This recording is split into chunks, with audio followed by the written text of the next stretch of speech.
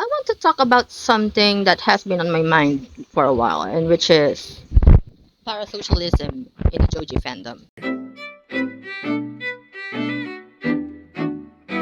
Before anything else, I want to make something clear. Isn't about a video about attacking fans for liking Joji. It's okay. It's okay to find him attractive, and it's okay to admire him. It's okay to be excited when he releases music or when he performs. I'm a fan too, as you can tell on my background. But there's a difference between appreciating an artist and forgetting that they are a real person. And sometimes I think we cross the line without realizing it. So, what is parasocialism? A parasocial relationship, according to Google, is a one sided relationship that a person forms with someone they don't personally know, usually a celebrity or a public figure. The internet makes this complicated because artists can feel incredibly familiar to us. We hear their voices, we listen to their thoughts through interviews, we watch their performances, we see their posts, we may even feel that their music understands us during the most personal moments of our lives.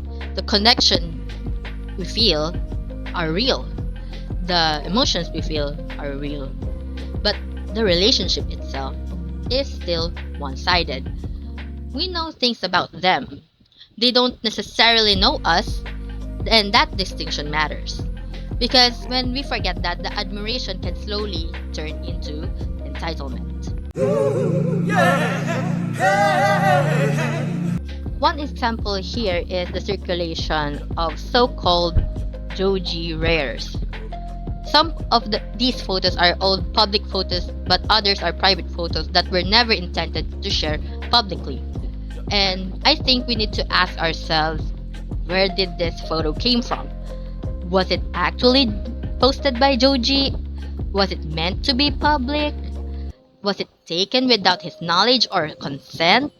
Because just because something exists online doesn't mean it's ours to consume.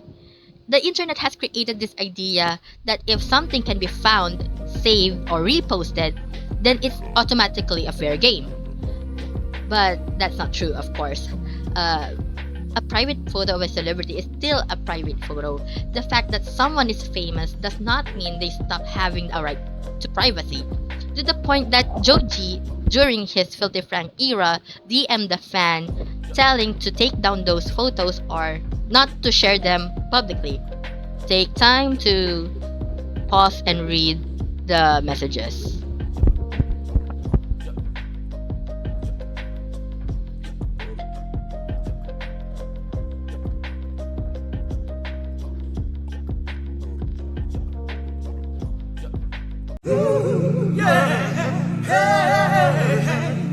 Another example is taking photos of Joji without his consent.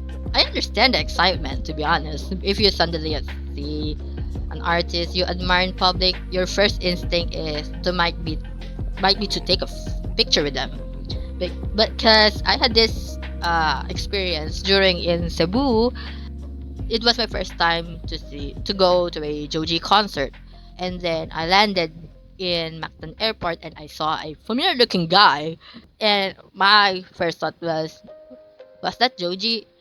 But as an awkward potato, I didn't approach him because at first I would be like, what if it's not Joji?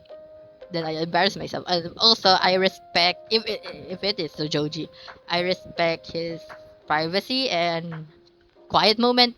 And turns out it is Joji. But then suddenly, a photo of him at the airport uh, suddenly circulates.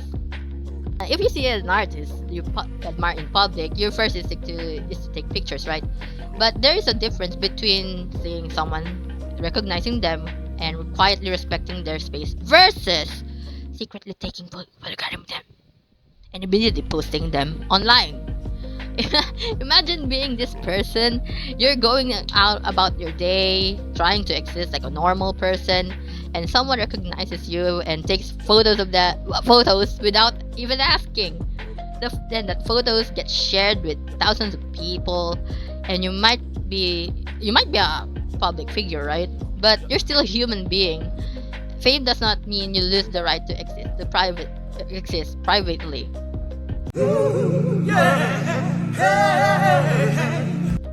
Another issue I think deserves a discussion is AI generated images of fans with Joji. I understand the appeal, okay?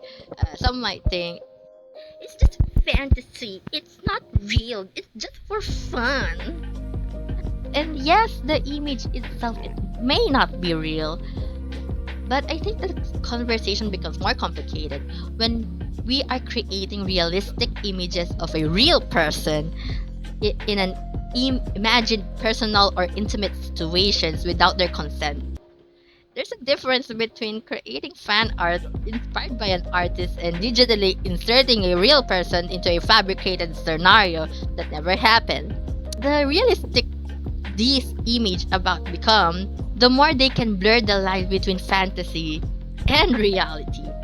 And when these images are publicly shared, repeatedly posted, or treated as if they represent a real personal connection, it can become another example of parasocial entitlement. It raises a simple question. Are we appreciating the artist, or are we turning a real person into a character that exists for our fantasies? Some of you might say, he's famous, he chose this life, he's a celebrity, so this comes with the territory. But being famous doesn't mean someone has agreed to every possible invasion to their privacy. Being a fan doesn't give us ownership over an artist. We are not entitled to their attention. We are not entitled to their personal life. We are not entitled to photos of them. We are not entitled to access to them. And definitely, we are not entitled to cross their boundaries just because we admire him. What's especially interesting is that Joji himself has spoken about idolization in a magazine interview called Hypebeast. He said, idolization is bad, focus on the music. And I think that is the message is worth taking seriously. Because maybe that's the healthiest way to appreciate Joji is to focus on what he actually chooses to share with us. That's why he introduced his doppelganger. His music, his art, his performances, his creativity, not every part of his life has to become a content for us. That's why he deleted Joji Vlogs. Well, welcome to Joji Vlogs. Do you want to see my life? Not every photo has to be found, not every private moment has to be documented, not every interaction has turned into a story. And maybe being a fan means accepting that we don't have to get access to everything. I just want to be clear that isn't about telling people they can find Joji attractive, okay? It's okay to think that someone is attractive, it's okay to have a celebrity crush, it's okay to enjoy fictional fantasies, but there is a fine line between having a private feeling and involving a real person in someone they don't never consented to. There is a difference between I think it's attractive and I am entitled to his attention. Attention, you know. I don't smile for the camera. I only smile for you. And there is a difference between, oh yeah, I love his music, and access to his private life. Cause you know, I am his biggest fan. I am a #1 Joji fan. Yeah. And there's a difference between, oh yeah, I would love to meet him. The right to photograph him whenever I see him. Yeah. Smile for the camera, baby.